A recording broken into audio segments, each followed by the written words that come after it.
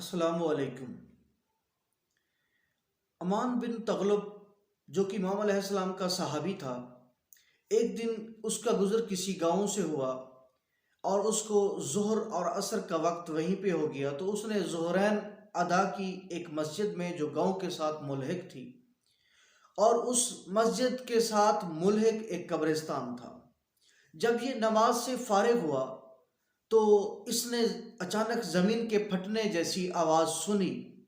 بے ساختہ اس نے ادھر ادھر دیکھا تو قبرستان سے ایک قبر کے پھٹنے کی آواز اس کو سنائی دی۔ جب اس نے قبر کو پھٹتے ہوئے دیکھا تو اس کی طرف یہ متوجہ ہوا تو اس قبر سے ایک آدمی برآمد ہوا جس کا جسم انسان جیسا تھا، مگر اس کی جو باقی جسم انسان جیسا تھا مگر اس کا جو چہرہ تھا وہ گدھے جیسا تھا۔ وہ شخص جو ہی قبر سے برآمد ہوا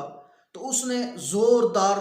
3 مرتبہ چیخیں نکالی اور آواز جو تھی وہ گدھے جیسی تھی۔ امان بن تغلب بڑا پریشان ہوا کہ اتنا بڑا واقعہ ہو گیا اور اس گاؤں سے کوئی شخص بھی نہ آیا، آخر وجہ کیا ہو سکتی ہے کہ یہ گاؤں والے کیا انہوں نے یہ آواز سنی نہیں ہے یا اس کی طرف متوجہ نہیں ہوئے؟ اور اس کی پریشانی مزید بڑھی جب وہ لوگوں کے پاس پہنچا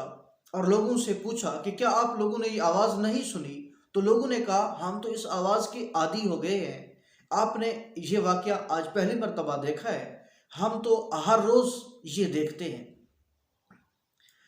امان بن تغلب نے پوچھا کہ آخر اس کی وجہ کیا ہو سکتی ہے؟ تو گاؤں والوں نے کہا دراصل یہ شخص شرابی تھا، یہ قبر ایک شرابی کی ہے، مگر یہ جو اس کو سزا مل رہی ہے اس کے شراب پینے کی نہیں ہے، کیونکہ یہ شخص شراب پیا کرتا تھا اور اس کی والدہ اس کو اس وقت کہتی تھی کہ بیٹا جاؤ نماز پڑھ لو، اذان ہو رہی ہے، مگر یہ شخص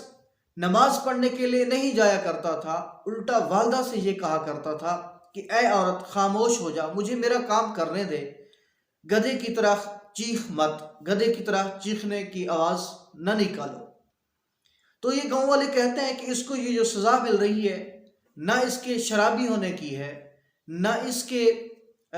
بے نماز ہونے کی ہے، بلکہ اس کو والدہ کی نافرمانی اور والدہ کی توہین کرنے کی سزا مل رہی ہے۔ تو پروردگار عالم سے دعا ہے کہ اللہ تعالی ہمیں ان تینوں برائیوں سے، بے نماز ہونے سے، شرابی ہونے سے اور والدین کا نافرمان ہونے سے بچائے۔